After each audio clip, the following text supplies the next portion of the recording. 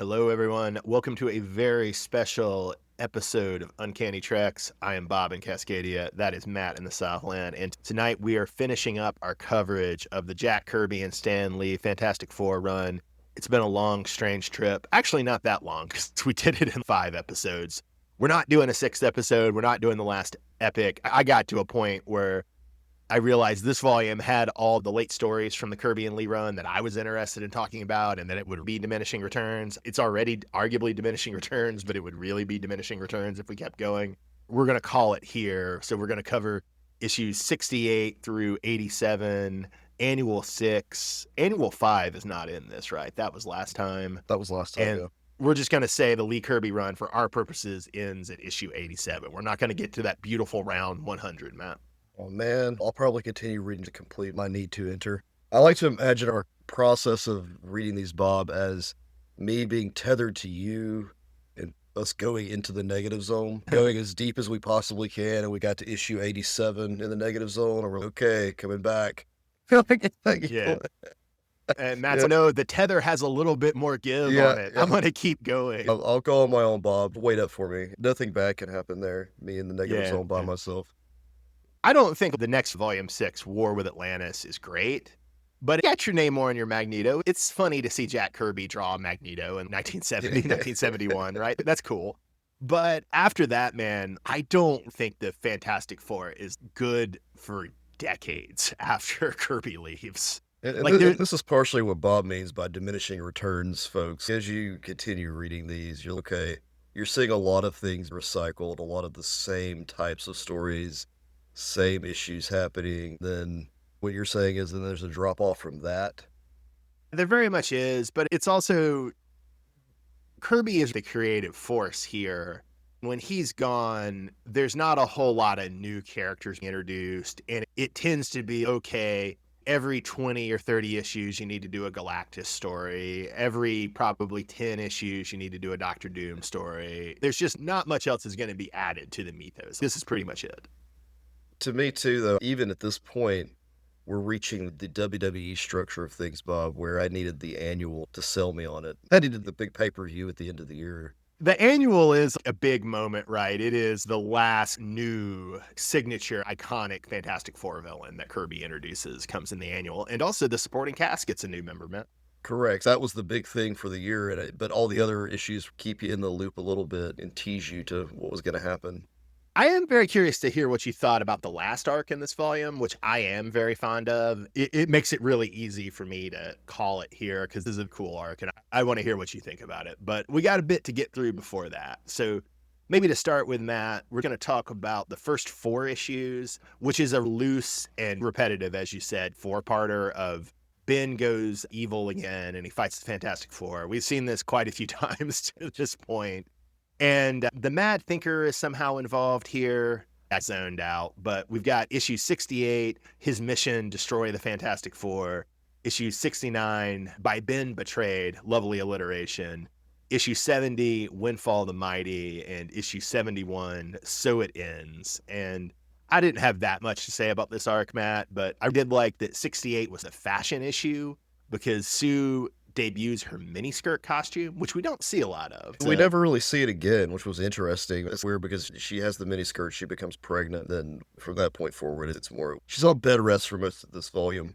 Which is unfortunate, very unfortunate. On the one hand, pregnancy does mess with you. On the other hand, you get the feeling that maybe Kirby and Lee don't have the most realistic appraisal of pregnancy. It was a ploy for Reed, too, because he didn't notice her with the skirt. He was just calling her out on not following directions.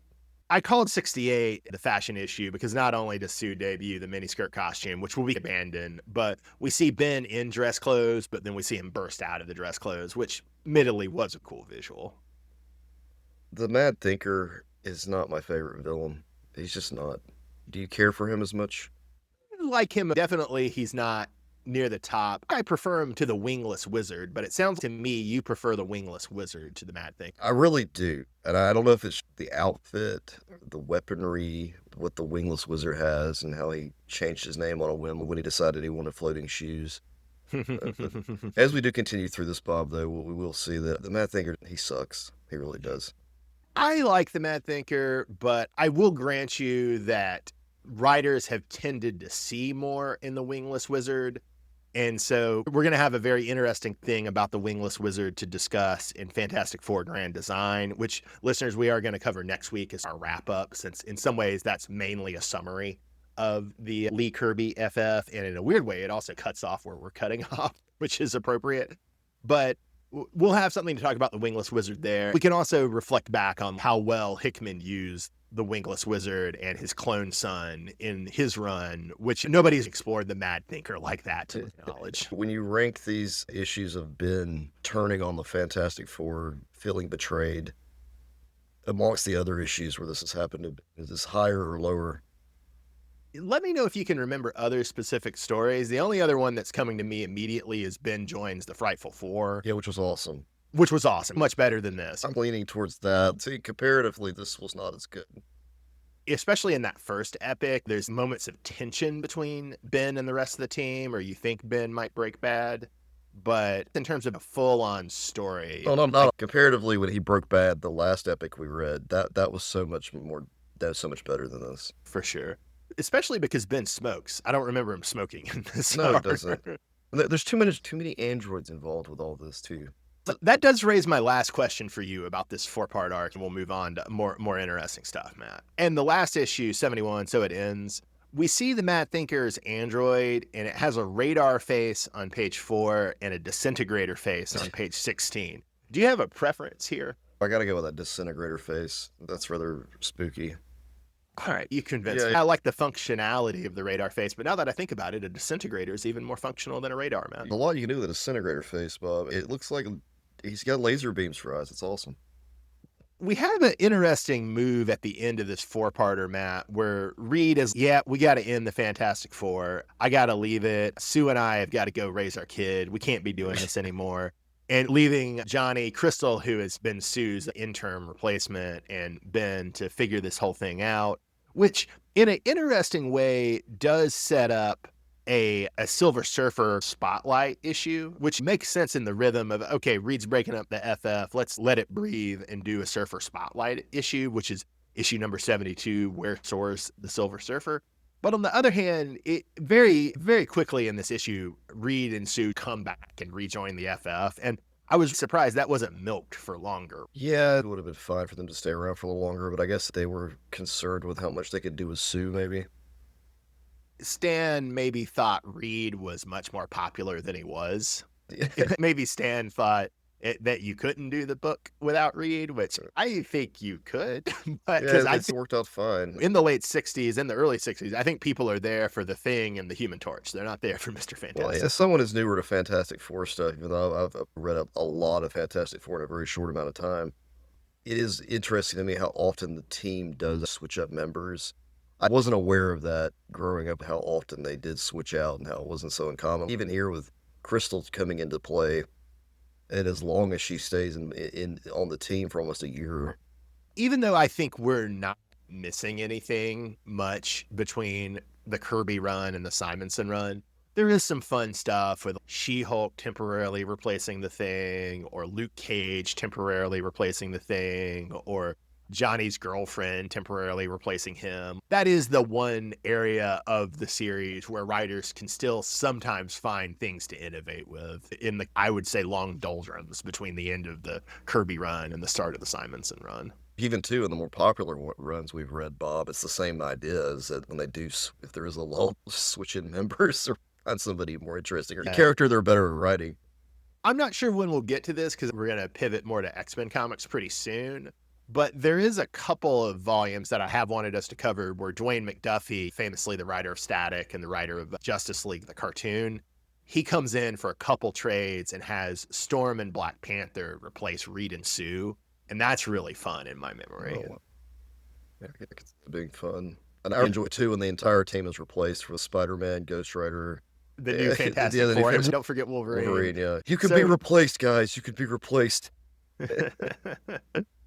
There's also a good bit with that at the end of Fantastic Four Grand Design. I'm teasing Matt about that, and I'm teasing you listeners. Join us next week for Fantastic Four Grand Design for more FF replacements. But until then, Matt, I did want to say in this issue 72, Where Soars the Silver Surfer, We do get some great art here. Kirby always brings it when he's drawing the Silver Surfer. So I just wanted to shout out on page 5, there's an amazing panel of Silver Surfer levitating a pyramid. And then on the next page, you got a beautiful splash page of Silver Surfer above the New York City skyline. I love the drawings in this issue. Anytime I see Silver Surfer during this phase of his life, I always imagine that Toto's Africa is playing in the background and he's flying along on his board, trying to learn about life and what's going on and be what he is now. So, Matt, in the previous volume 4, in that Power and the Peril comic that was so important to me as a kid, Yeah. when Dr. Doom is on the Silver Surfer's board, is Bless the Rains down in Africa Yeah. playing for Doom too, or is it a different, darker song? No, it's got to be something darker if Doom's on the board. I don't know what it would be. It's got to be a darker yacht rock song. That's going to be difficult. It's still got to be yacht rock. That's got to be. There actually are no lakes or rivers in Latveria, so Doom had to build an artificial yacht so he could have a yacht rock space. Actually, Bob, Doom would have Toto's Hold the Line. That would be his theme. Ooh, I don't know Hold the Line. I'm going to have to listen to it after we get off. So Silver Surfer, going along, we've got Toto's Africa. Dr. Doom would be Hold the Line. Beautiful. Matt, speaking of guest stars, moving ahead to issue number 73, we've got Flames of Battle. And this is where we just overload on guest stars. Who do we have in this issue, Matt? What 3 guest stars? Bob, we do have Daredevil for sure, which he's one of my faves. And then we also have Thor. We do have the Mighty Thor. And we also have Spider-Man. Of these 3, who is your favorite in this issue? I really prefer, anytime Daredevil shows up, Bob, it's always cool, especially in these old school issues. Because once again, I forget that Daredevil has been around forever. For some reason, in my stupid brain, I feel like he was such a 90s character, even though I don't think there was that many good 90s Daredevil comics. The 90s about Daredevil are controversial. I like them. Some other people do. Many other people hate them. That was the era of the Scott McDaniel armor. That's also the era of the Kingpin dies. I like it, but other people have mixed reviews of it. Let me ask you this, Bob. You did have me read Charles Soule's She-Hulk run. Now, he did a run on Daredevil as well. Is it worth reading? Have you picked it up? I never finished it. There were things about it that I did not care for, but the art was beautiful, as I recall. It introduces a sidekick for Daredevil, which is a stupid idea, and I don't remember being handled well. It also switches Daredevil from being a defense attorney to prosecutor, which I have a problem with. The whole point of Daredevil should always be as a defense attorney. And Charles Soule, who's a lawyer and ought to know better, was given stupid interviews when that thing came out. No. Is Daredevil's been obstructing justice for so long? Would it be cool if he served justice as an innocent dog? You ought to know better than that, man. All that is to say, I would like to finish that run. I never finished it. Charles Soule is a really interesting creator where sometimes he's great, sometimes he's awful, and it can be hard to tell. I really did enjoy his She-Hulk run. So going back to what you said, Bob, I like Daredevil show up anytime, and Fantastic Four is always a great thing.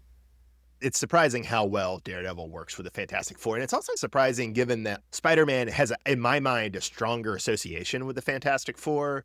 But it's funny to go back to these Kirby runs and realize, no, they actually probably have a much stronger relationship with Daredevil than they do Spider-Man. They do, and that's the thing with Spider-Man, it's always more so with Johnny. Also, the whole idea of that Fantastic Four Spider-Man wearing a bag over his head. He looks like he was part of the Fantastic Four, so people associate him with the Fantastic Four more. And we finally do see him be a substitute member in the Hickman run, which we talked about a couple years ago. Listeners, you should go back and listen to our coverage of the Hickman run. It's great. This is number 73, Flames of Battle. It's a fun comic. It's pretty inessential and important, and it does feel like it's marking time. But it's pretty fun. You get to see both Daredevil and Spider-Man outthink the Human Torch. That's charming. You get to see a Thor versus Ben Grimm fight. That's always fun. So that's issue 73. I did want to ask one other question, Matt. The captions inform us that this is continued from Daredevil 38. I was just reading digital copies of the single issues. I wasn't reading the Epic. Did the Epic include Daredevil 38 or did it not?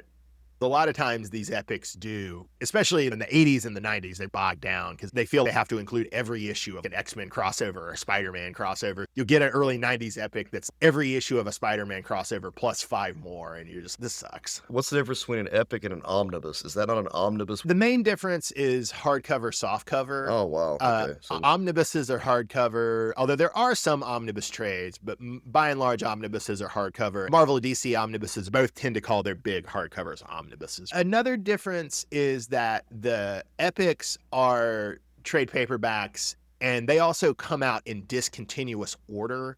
The whole charm of the epic run, they're past this now because the program's been running, I think, 10 or 15 years. But the charm of the epic was, okay, we're going to put out volumes in a more random order. We're not necessarily going to start with volume 1, then do volume 2 or volume 3. We might do volume 15 or volume 25. And part of the reason for that was they wanted to go deep into the long-running runs of characters like FF, Hulk, X-Men, and collect stuff that either hadn't been collected or was long out of print. So that's another difference, whereas omnibuses, they might start a new omnibus series later in a run. Oh, here's Frank Miller's Daredevil, or oh, here's Jim Lee coming on the X-Men with Chris Claremont. But they'll put them out 1, then 2, then 3. They're not going to do Doctor Strange Omnibus 5 before they do Doctor Strange Omnibus 3, if that makes sense. Omnibuses tend to be bigger, too. is there not a difference? So going back to what I was originally trying to figure out, though, when you incorporate all of the side comics and extra issues and things like that, does that not have a specific name or format as opposed to collecting the main line or whatever it would be? In general, when they're collecting, they do tend to collect events in their own omnibuses or in their own other collections. The epics have been running for quite a while. And so especially with early 90s Spider-Man and X-Men, they are getting to the part where they have to collect Maximum Carnage or the Phalanx Covenant, or there's an early 90s Fantastic Four War in Atlantis one, right? Oh. So I'm specifically complaining about the Spider-Man ones. Right. Some of the early 90s Spider-Man ones are annoying. Okay, here's this big crossover event that crowds out everything else. You go to an Amazing Spider-Man epic run wanting ideally about 20, 25 issues of Amazing Spider-Man, and you're getting 5. That's annoying. After we did some of our Avengers coverage, I downloaded the Battle World Omnibus, the first volume. Oh, Lord. It's huge. There's just everything you could ever imagine that ever was produced for Battle World. It's insane. But it started with Angela. I was okay, so I read a couple of issues of that. Was it like, just in alphabetical order? yes, Oh, that's apparently hilarious. I don't even know where to start with this. I started at the beginning, was not the best. I didn't get very far, but I might give it a shot. I shouldn't be too hard on Marvel's collection departments. In a lot of ways, they do a better job than DC, and it would be annoying to. It would be nice to have a big collection of early 90s Amazing Spider-Man, but it would also be impossible to read in a sense because almost all of those stories are 4-parters with the other 3 Spider-Man titles. So it's a hard thing. Matt, another hard thing is that we're going on to another 4-parter, and this is the really disappointing 4-part run Return of Galactus. At least it's disappointing to me. I do want to give Kirby and Lee props for taking Galactus in a different direction. We're having a Microverse and Psycho Man encounter with Galactus, and that is different than the classic original Galactus story. So they're at least not repeating themselves. This is a lot better than the third Galactus story, if you get to it, Matt, which involves Galactus's new herald, an angel. That's an awful story. I don't know. And this is also the second time I've read this story, so maybe I was just in a bad mood, but this didn't hit me like I wanted it to. It didn't hit me as hard as the first Galactus story, and this one, it felt rushed in the end, even though it was 4 parts. And that's the weird thing to me. It didn't feel like it had the same weight as what it should have had. I did enjoy everything about the Silver Surfer going into the micro world. That whole piece was interesting to me. It had that whole experience of that has been lacking to some degree with the Fantastic Four, going and exploring other worlds, other places that we haven't seen as much with the Kirby stuff up to this point. Like I was saying with the Silver Surfer Spotlight issue from 72 and 74 through 77, you do see Kirby draw the heck out of some Surfer in the microverse. A couple examples would be page 3 and 74. You get to see Surfer's cosmic eyes. Amazing. You get a cool splash page on page 11 in 75 of Surfer in the microverse. Even read Johnny and Ben going in the microverse after the surfer. They're on this roller coaster thing in issue 76. That's really interesting. Visually, I'm probably being too flippant and too harsh because visually there's a lot going on here, but story wise, I struggled with it. I really did enjoy getting them going somewhere else, far away. Even the idea of the stakes of during all of this, Sue is struggling with pregnancy. This builds Reed's character where you see that he is still involved with this work constantly. Doesn't care for Sue as often. It's weird because Crystal seems to be taking Sue's place while also caring for Sue,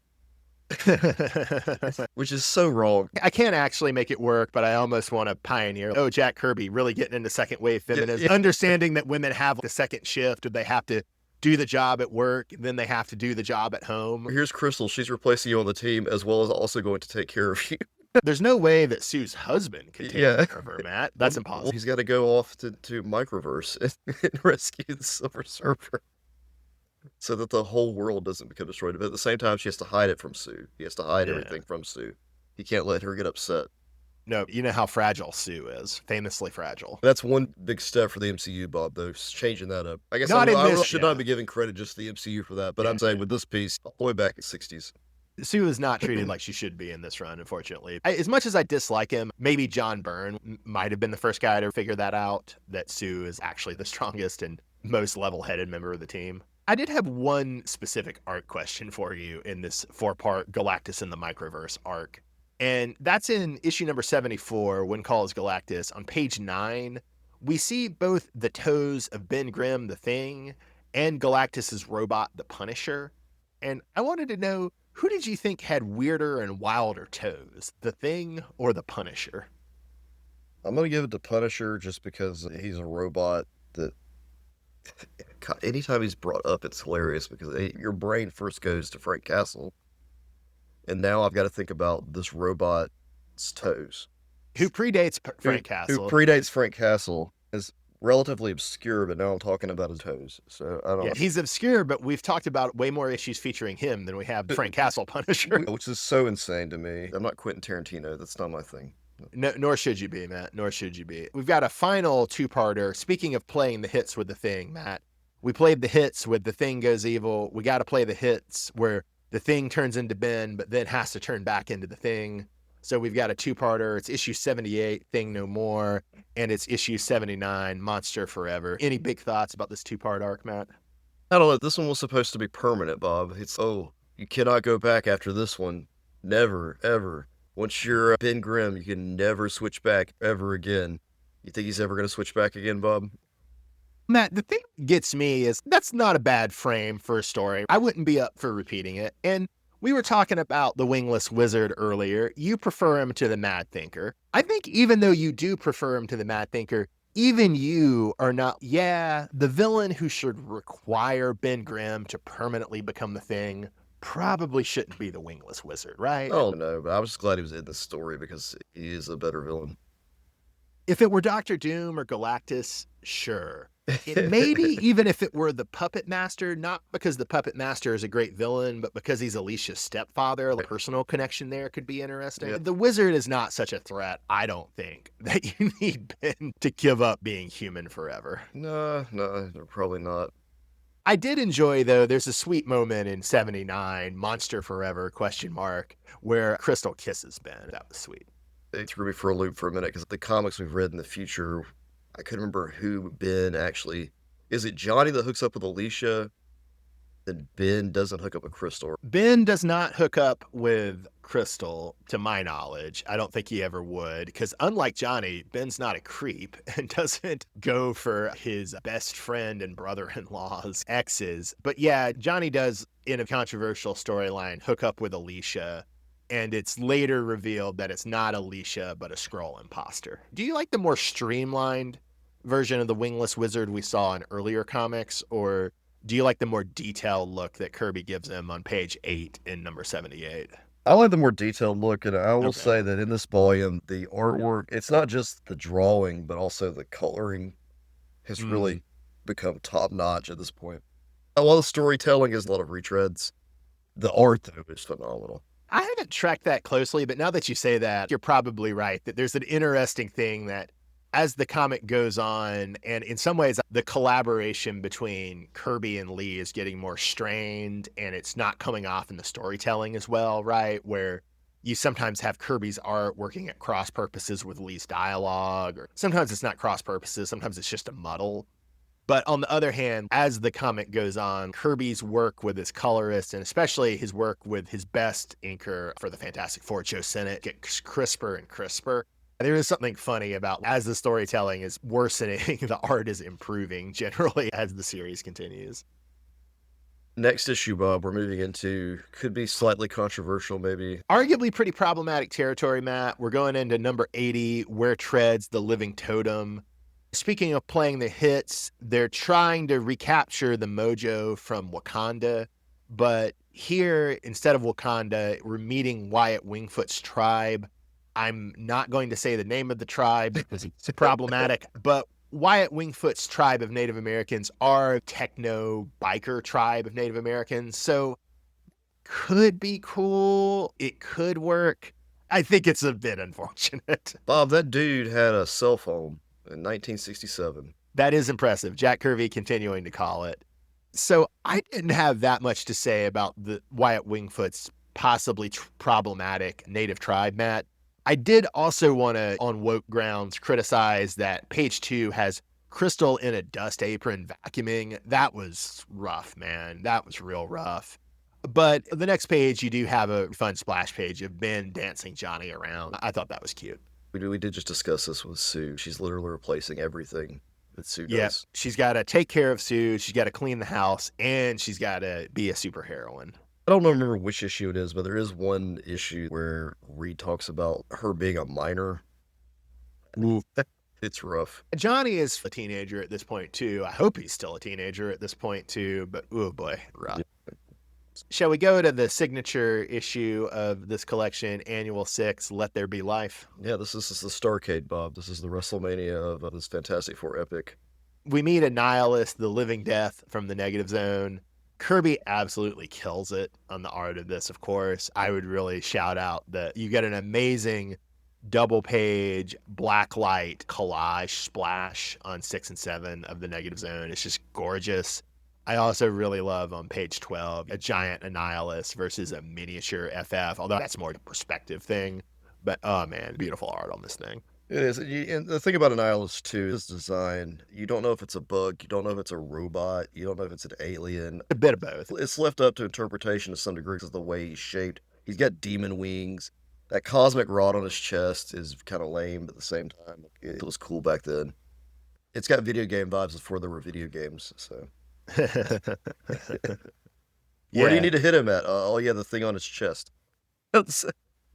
Also, very important for the mythos, of course. We have Franklin born in this issue, which, again, that blew my mind. I didn't realize when I was a young comics reader that Franklin was born in the late 60s and had been around that long. It's a big family affair at the Fantastic Four. Matt, anything else to say about the great Annual 6? The best of this epic.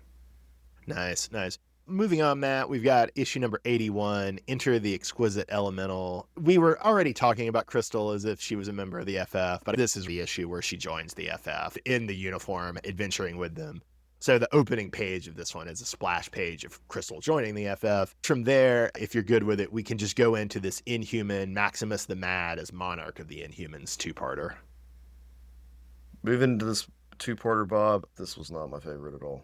Granted, we're really getting this is the third or fourth or fifth Inhuman story, and we're really getting diminishing returns. It's too much Inhumans to deal with. Because, and considering they don't have their own title at this point. Oh, but be careful what you wish for. I've read the 70s Inhuman solo comics, man. They're not awful, but they're nothing special. So they're still supporting characters in Fantastic Four, correct? And there was a moment, I would say last volume, especially around the Power and the Peril, where it felt like they were almost the co-leads of the book with the Fantastic Four. Not quite, but pretty close to it. Right, so when they show up here again, I don't understand if they're supposed to be guest stars, or if they really need to be permanent parts of the Fantastic Four, because there's just too... But I say this because there's so many of them to keep up with. It is not an uncommon technique in the Fantastic Four. We definitely saw, I think, Mark Waid and John Hickman do similar things, where 4 characters is not a lot for a team book. at a certain point, you need to start expanding the world. And you see Hickman do that with the Future Foundation Right. in his run. Here, Kirby and Lee, with less success, are trying to do that with the Inhumans. Matt, there's been a lot of negativity about this Inhumans two-parter, and that's fair. But I did want to ask, do you at least dig on page 20 in issue number 82? Do you at least dig the look that Maximus the Mad has going with his armor and his fur cape? It's a little bit strife. It is a bit strife from the early 90s X-Force. Cable's clone. Okay, but also there's I guess it was late 70s, early 80s Brainiac who looked a little bit like Metallo. Okay. A silver Brainiac robot motif. I think this is well before Brainiac had the metallic look, but I can see there's something to do with the helmet though, Bob, that I don't know what it is about Fantastic Four villains, but they all have to have these giant helmets. Jack Kirby loves his headgear, and the Fantastic Four, we saw the crazy crown of the Inhumans, which is just absolutely sick. But if you want to see Jack Kirby's best work in headgear, we've got to read his Thor. His Thor is all over the place with Odin and Hela's helmets in particular. They're crazy. It's great. The bigger the headgear, the bigger the douchebag. Douchebagness, but it also signifies power in general. Right. Yeah, that's what he's going for. If he can carry that weight on his or her head, what can't he do? And we've talked about this Playboy decadence imagery that they often go for either Fantastic Four villains or supporting characters. So we've seen it with Namor, we've seen it with Doom, we've seen it with the Black Panther, we saw it with Gideon. Now we're seeing it with Maximus the Mad. So that's fun. My exposure to Maximus, I've read better stories with Maximus. Oh yeah, Hickman and Ewing. So if you want one character that definitely has evolved since the beginning of this, Maximus is one of them. One other thing I wanted to say about this two-parter, and this is a subplot, and I know that this is like a culturally different thing, right? In the 50s and the 60s, naming kids was not quite so prioritized as it is today, where if a couple, the woman is pregnant, they tend to have a name picked out. They have it picked out even before they're pregnant. Right. But it is pretty wild. Franklin is days old, and Reed and Sue still don't have a name for him. I know that's not unheard of at the time, but it's pretty funny. Didn't they wait to name Franklin in the movie as well? I'd forgotten that, but now that you say that, that sounds very plausible. They're so busy doing whatever they do. That's why they haven't had time to name their child. Oh, interesting. I hadn't taken it quite as that, but yeah, that's an interesting way to think about it, is that they're just too caught up in adventuring to have time for these important things. Naming your kid, I don't know why Kirby and Lee didn't have a contest to name them. There should have been a contest on the letter page. It's funny that you could even say that this is a common thing for Reed and Sue, because they didn't name Valeria. Dr. Doom did. That's true. Wow. Doom, I didn't know what to call the kid, so I just started calling her. They never gave her a name. You bring her over for me to babysit, but you don't even have a name for her. She's 4 years old, Reed. You bring her over here with some frozen chicken nuggets and a sippy cup. Just expect me to say, what? Hey, kid? Hey, kid. Name your children. Jeez. All right, Matt. So we're coming into the final four-parter here. And honestly, Annual 6, the Annihilus debut, Franklin debut, and this four-parter are the only reasons I made you read this volume. And I love this four-parter because Jack Kirby was watching The Prisoner. He thought it was cool. I want Dr. Doom to do The Prisoner to the Fantastic Four. So, as somebody who's watched The Prisoner more recently than I have, Matt, what did you think of this four-parter? I did enjoy it from that aspect. Had I not watched The Prisoner recently, I probably wouldn't have caught on, but you're absolutely right that there's alluding to what happens in The Prisoner. And look, Doom treats his people nicely, Bob. It's not a bad place. Everything's good in Latveria.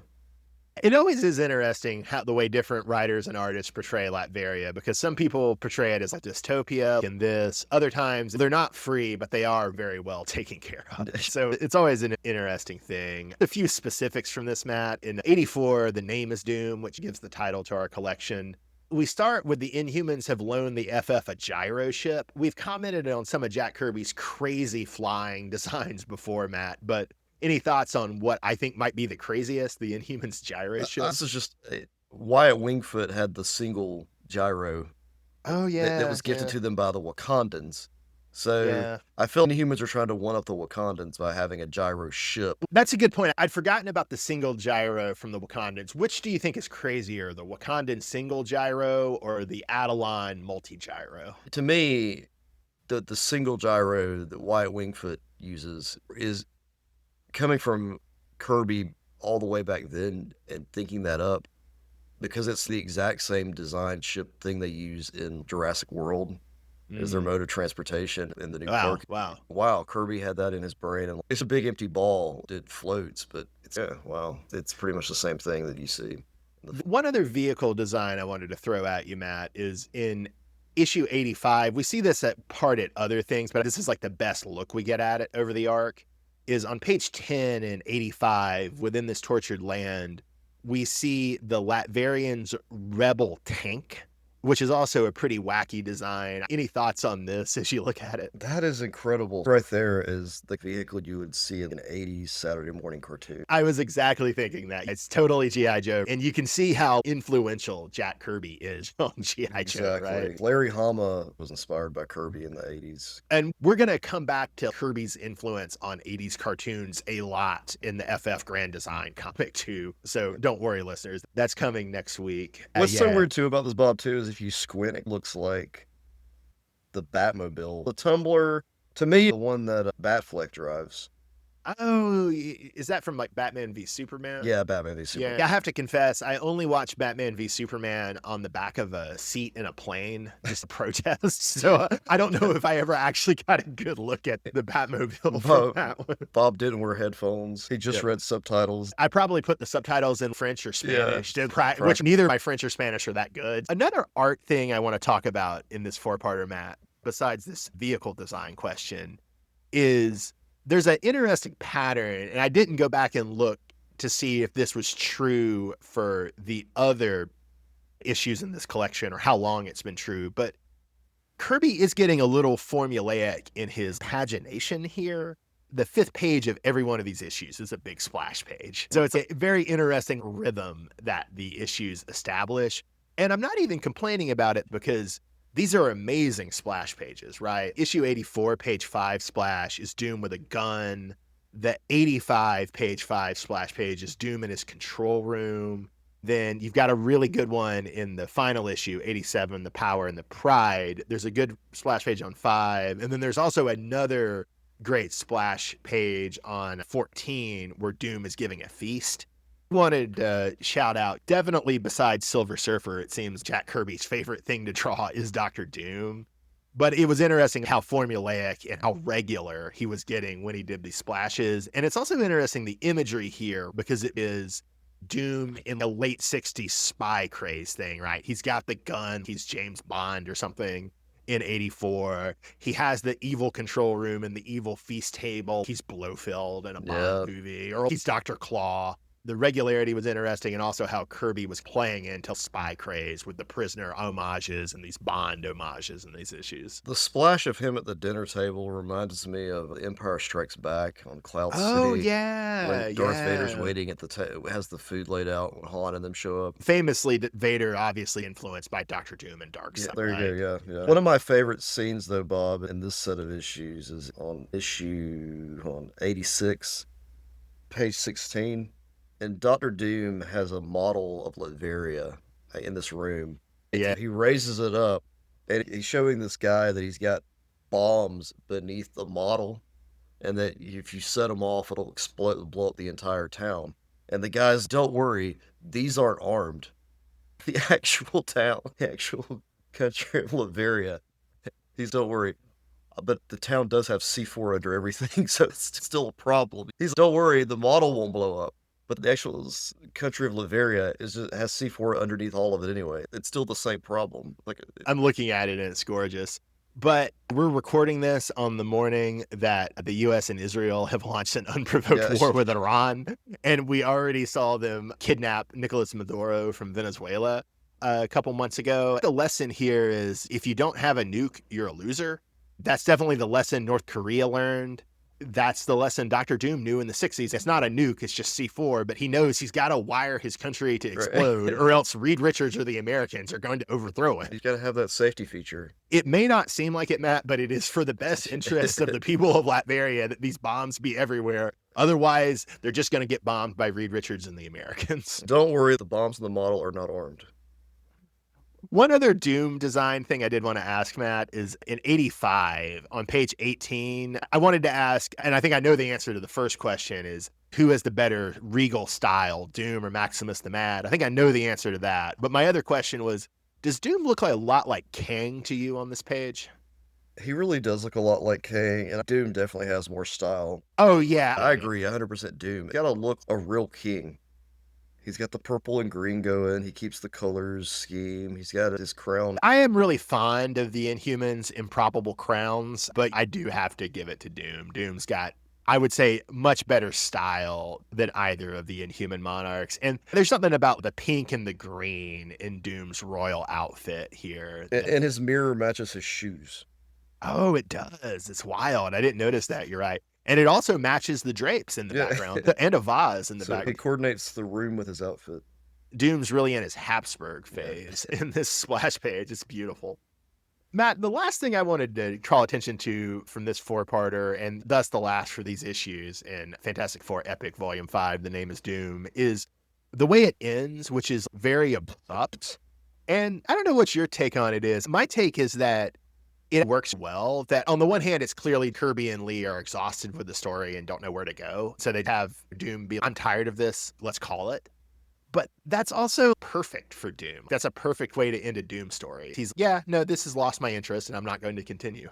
It's just like, y'all can go home. His exact words are, attention, Fantastic Four. Our little tableau has reached its conclusion. You and the females will be given safe conduct to the border.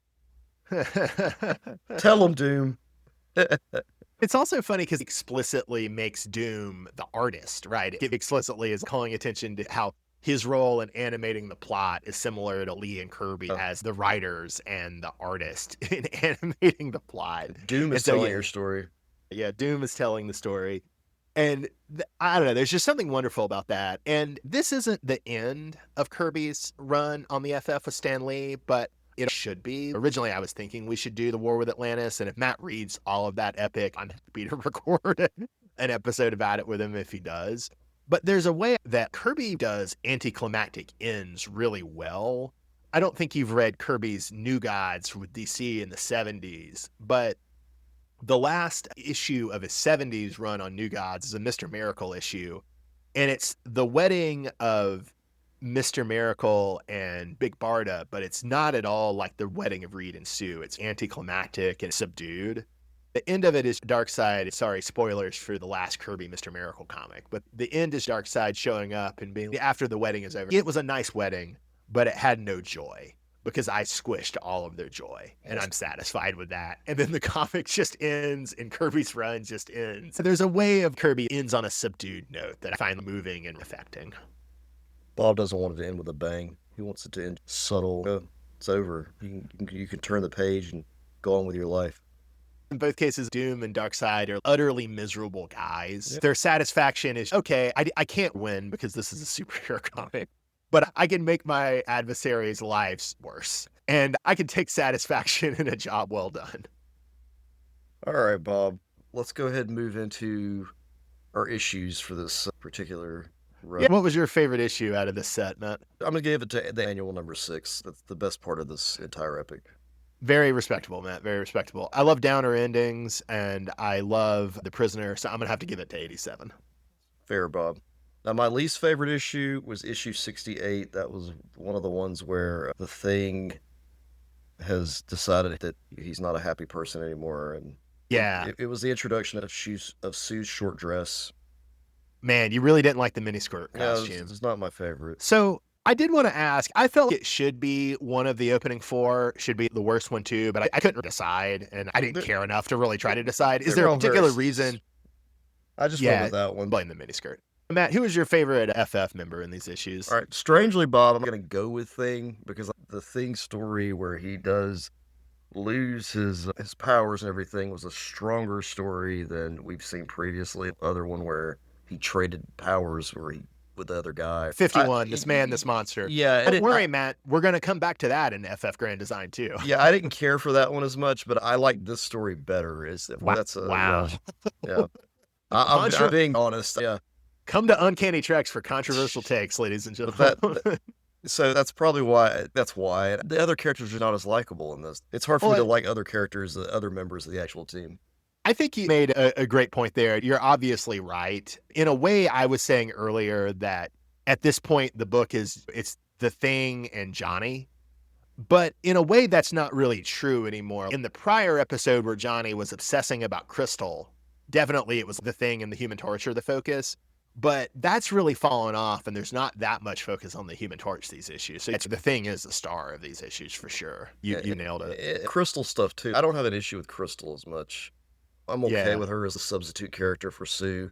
I would go with her as my favorite as the substitute. And not even because Crystal is so great, and there's ways that it's sexist that we've talked about, but it's nice as a variation. I did want to ask, who do you prefer to be the fifth member of the team? Do you prefer Wyatt or do you prefer Crystal? I would go with Crystal. There's ways you can write Wyatt better, and some later writers have done those, but I agree with you that Wyatt is not well executed in these issues or the prior volume for sure. That's probably why I have more appreciation for the Crystal character, because her story is more fleshed out with everything with the Inhumans, even though, like I said before, I got sick of the Inhumans. This one. Crystal is charming, at least. Yeah. Who's your least favorite FF member in these issues? I'm really just going to go with Torch, because even if Crystal's off page or off panel, he still talks about her. So it is better this epic. With Crystal being rescued, there's nothing much for him to do. Even his obsession with her is more muted, even though he's still obsessed with her, but she's there, and so there's less to be angsty about. For some reason, the asbestos use got ramped up more. It came back with a vengeance. My least favorite FF member in this issues is Sue, for reasons we've talked about. She's hardly in the collection. It's not a reflection on Sue's character in general. I love Sue. It's just bad use of her. For my favorite Fantastic Four foe in these issues, Matt, I'm going to go with Tomazuma and Annihilus. That Tomazuma is the villain in the problematic issue we did not talk a lot about, but I'm having Tomazuma and Annihilus share the title, is that both are described as the death that walks, which that's an awesome appellation, and it's so awesome that I don't mind that it's repeated twice in quick succession. Good job, Stan Lee. And Matt, you, unlike me, are woke, and unlike me, you're not problematic. And so you're not going to give it to Tazuma. You're just going to give it to Annihilus, right? Yeah, I'm going to give it to Annihilus. For least favorite foe, who did you go with? Maximus, man. Maximus is just, not his best story. I'm going to give it to the Psycho Man, because the second appearance of the Psycho Man, even though I salute Kirby and Lee for trying to do something cool with Galactus and the Microverse and the Psycho Man was diminishing returns. Also, this is problematic, but Hate Monger does the stick better. I miss Hate Monger. Hate Monger, yeah. All right, Matt. You miss Hitler, Bob? Is that what you're trying to say? Only as a villain, Matt. Uncanny Treks, can you say things like this, that you miss Hitler? I am not a member of the Trump cabinet, so I do not have positive opinions about Hitler, except for as a villain in a Fantastic Four comic. Right. Oh, man. Have you read the DC comic Golden Age? I don't think so, no. We have to read that at some point. It's amazing. Matt, who's your favorite guest star in these issues? I could go with Silver Surfer. Well, Surfer's legitimate. I'm going to say Daredevil, like we talked about earlier. Daredevil and FF's relationship, very cool. Least favorite guest star, Bob, I'm giving it to The Watcher.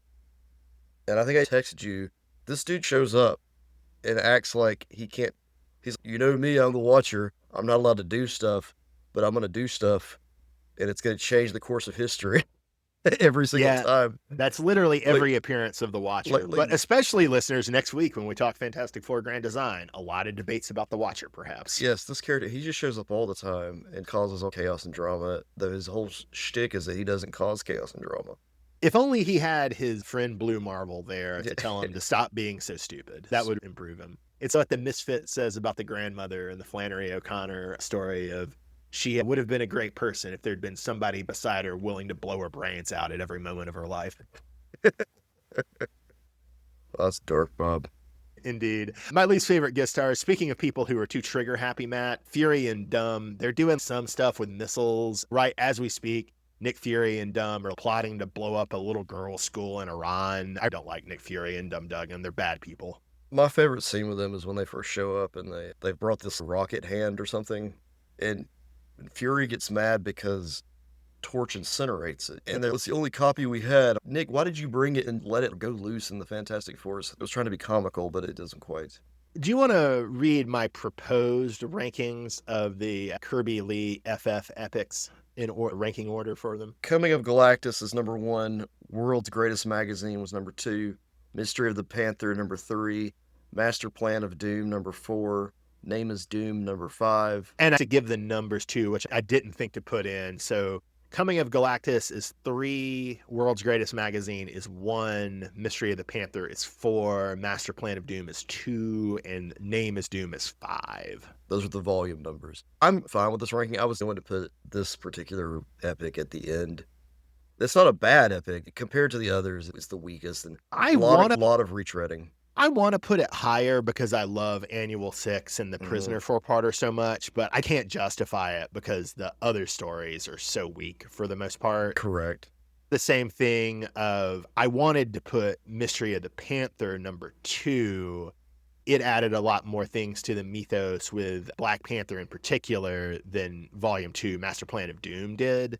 Ultimately, like you were arguing last week, and I had to agree with you, there's too many weak issues in Mystery of the Panther. You had said, go ahead, even though I haven't read it yet, putting The War with Atlantis would be dead last in our rankings. Oh, yeah, for me, dead last. Okay. We'll see. Maybe if you do finish that volume and I revisit it, maybe I will find something about it other than thinking a Namor Magneto alliance is cool.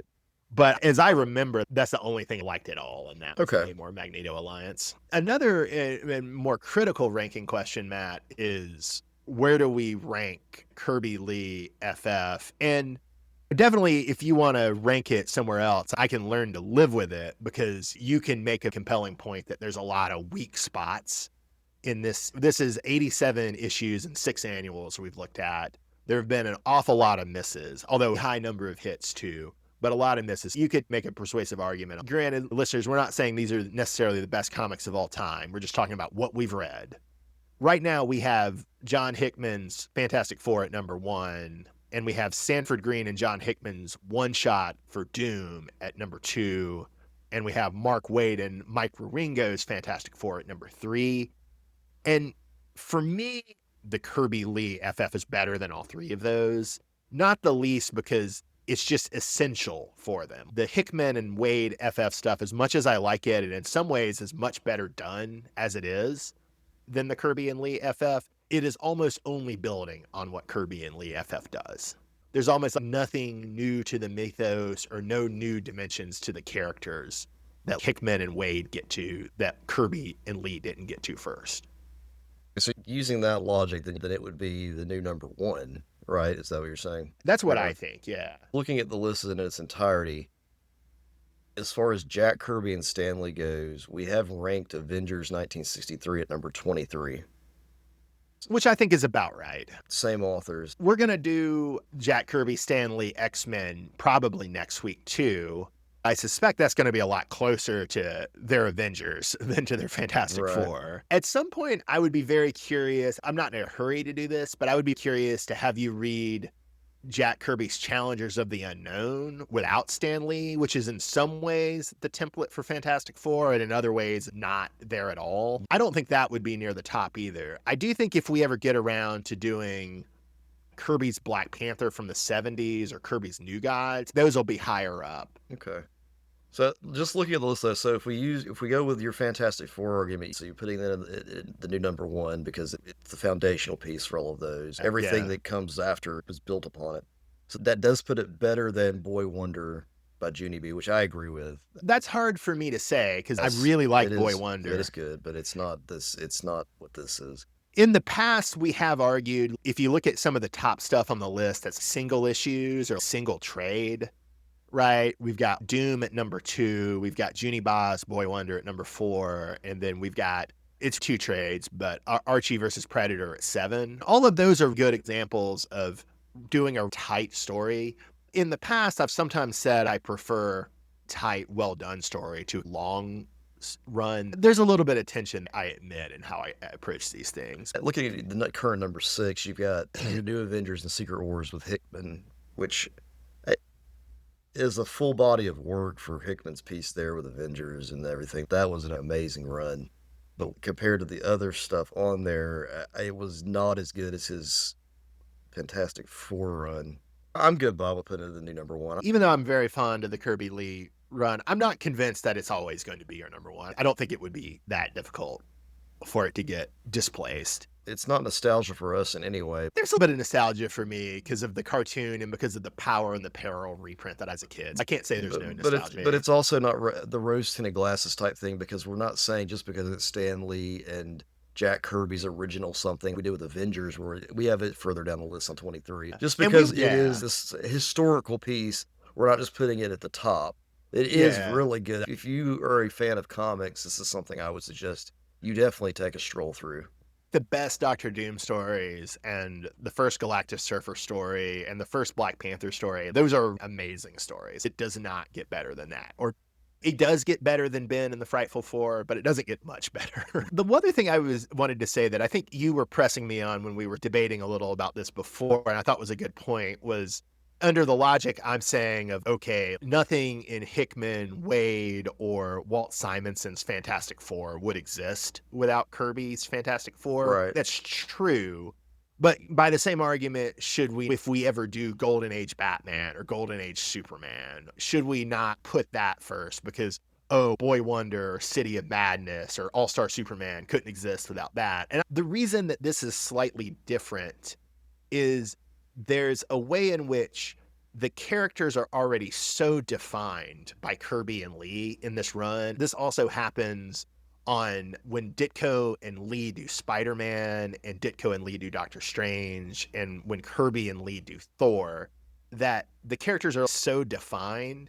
It's not that later writers can't do better or achieve higher, but it's going to be more difficult to. Whereas there's an open-ended quality to Batman or Superman or The Flash or maybe even Iron Man or Ant-Man, right? Okay, that you have the original run, but it's not definitive of the character in a way that like these early Doctor Strange, Thor, Fantastic Four, and Spider-Man runs are. Does that make sense?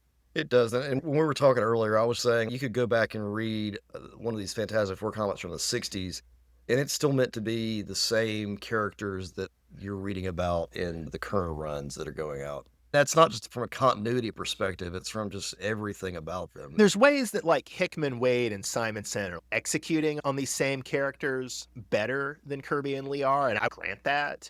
But there's still a way in which they're essentially the same characters and not a lot about them has changed. Avengers and X-Men, like the original Kirby and Lee, Avengers definitely, and probably the original Kirby and Lee X-Men are not in the same category. They don't define the characters in the way that their work on Fantastic Four or Thor define those characters.